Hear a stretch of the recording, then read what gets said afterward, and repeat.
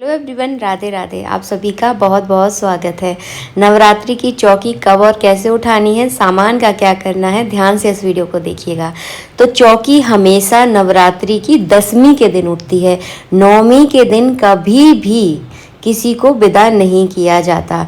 हमारे यहाँ तो ये चलन भी है कि 9वीं के दिन, जिसको 9वां दिन पड़ता है ना, वो कभी भी ना मायके जाता है ना ससुराल जाता है। तो 9वें दिन कभी किसी को विदा किया ही नहीं जाता।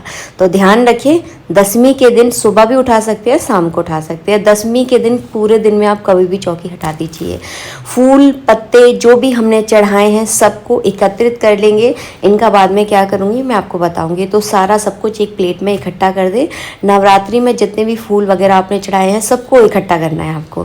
उसके बाद अपने सीधे हाथ में फूल चावल लेने हैं और सभी देवी देवताओं का मन में ध्यान करना है। गौरी गणेश हमारे घर में विराजमान हो और सभी देवी देवता अपने अपने घर को प्रस्थान हो, क्योंकि गौरी गणेश को कभी भी अपने घर से विदा नहीं किया जाता।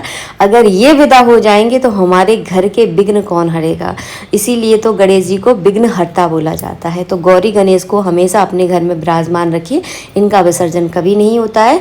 और बाकी सबको कह सकते हैं कि अपने अपने स्थान को जो है ना विराजमान करें, पधारे, सॉरी।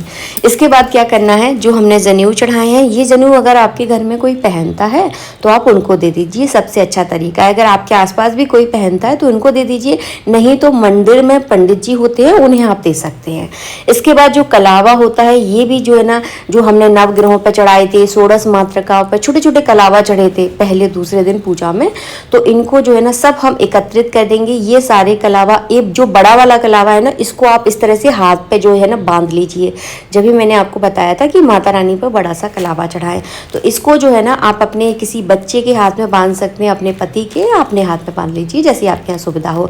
नारियल के ऊपर जो कलावा लपेटा है हमने, इसे भी जो है ना आप अपने हाथ पर बांध सकते हैं। सिराने से अच्छा है, मतलब विसर्जन से अच्छा है, आप अपने हाथ पर बांधिए, बहुत बढ़िया रहता है कि नवरात्रि का अखंड जो कलावा होता है वो हो जाता है, क्योंकि इसकी 9 दिनों तक जो है ना पूजा होती है, तो ये पवित्र बहुत होता है। इसके बाद इस नारियल का क्या करना है, कलश के नारियल का।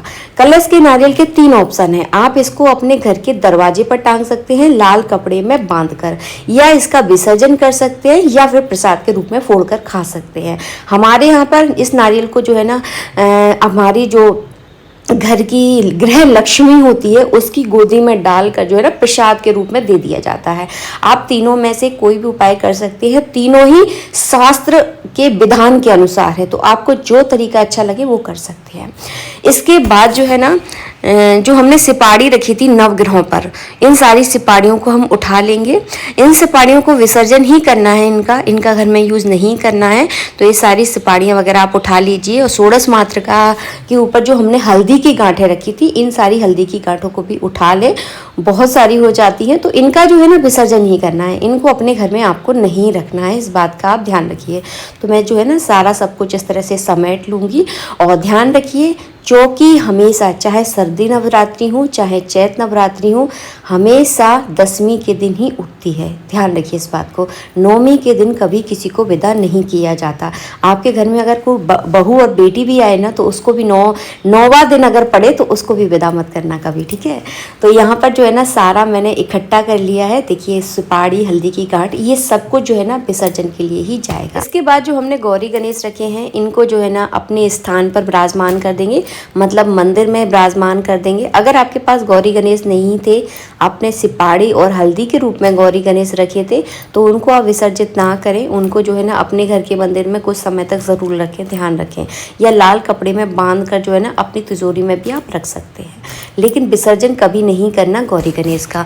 कम से कम 1 साल तक जो है ना इनका विसर्जन नहीं होता है, जो सिपाड़ी और हल्दी की गांठ है। और ऐसे वाले तो अपने घर के मंदिर में ही रखना है। इसके बाद जो है ना आपको क्या करना है, जो पान का पत्ता अगर आपने चढ़ाया है तो पान के पत्ते को आप प्रसाद के रूप में ही ग्रहण करें, उसको फेंके ना। इसके बाद जो हमने सुहाग माता रानी को चढ़ाया है, चाहे अपने सुहाग पिटारा चढ़ाया हो, चाहे उस तरह का सुहाग चढ़ाया हो जैसे कि हर वीडियो में मैं चढ़ाती हूँ, तो इसे जो है ना आप अपने किसी मान धान को दान कर दें। है, क्योंकि किसी के निमित्त जब हम कोई चीज़ चढ़ाते हैं तो उस पर हमारा कोई अधिकार ही नहीं रह जाता।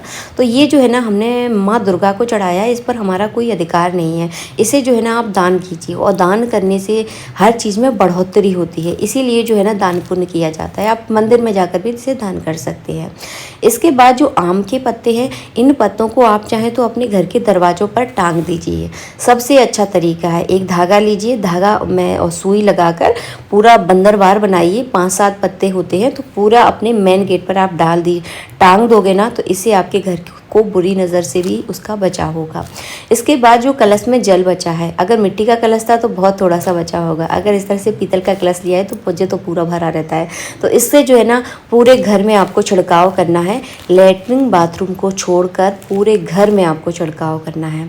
इसके बाद इसके अंदर जो सिपाड़ी की गांठ, हल्दी की गांठ और 1 रुपए का सिक्का था, इसे अच्छे से सबसे पहले आप सुखाएं। सुखाने के बाद इसे लाल कपड़े में बांधकर अपने घर की तिजोरी में रख दें। अब आप पूछोगे दीदी पिछली बार की नवरात्रि में भी हमने ऐसा किया था, फिर उसका क्या करें? तो 1 साल तक जो है ना किसी भी चीज़ का असर जो है ना थोड़ा कम हो जाता है। तो जो पुरानी वाली है उसको आप विसर्जन के सामान में रख दें, और जो नई वाली है ना उसको आप फिर से लाल कपड़े में बांध कर रख दें। इस तरह से जो है ना किया जाता है। इसके बाद तस्वीर का कभी विसर्जन नहीं होता है, तस्वीर को अपने घर में ही विराजमान किया जाता है ताकि इनकी आप रोज़ पूजा कर सकें। इस बात का भी ध्यान रखिएगा आप।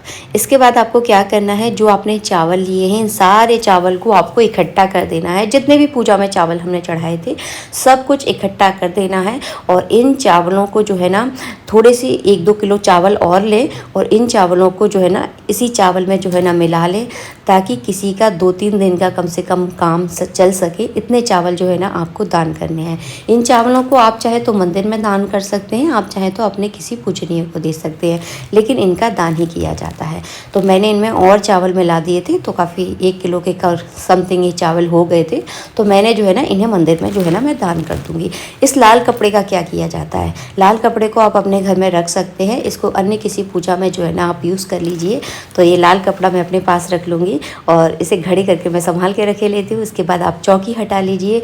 जो हमने नीचे चौक पूरा था, इस चौक के चारों कोनों को इस तरह से आप सिर माथे आपको लगाना है, क्योंकि इसे कहते हैं चौक को पलटना। चौक को पलटना बहुत ज़रूरी होता है। तो चारों कोनों को मैंने अपने सिर माथे लगा दिया है, और इस पर जो आटा था ना वो आटे को जो है ना मैं चींटियों के लिए डाल दूँगी। तो मैंने एक कटोरी में इन्हें इकट्ठा कर लूँगी। तो इसे जो है ना जब मैं छत पर जाती हूँ ना तो ये डाल देती हूँ, तो चींटियाँ इन्हें बहुत प्रेम से खाती हैं।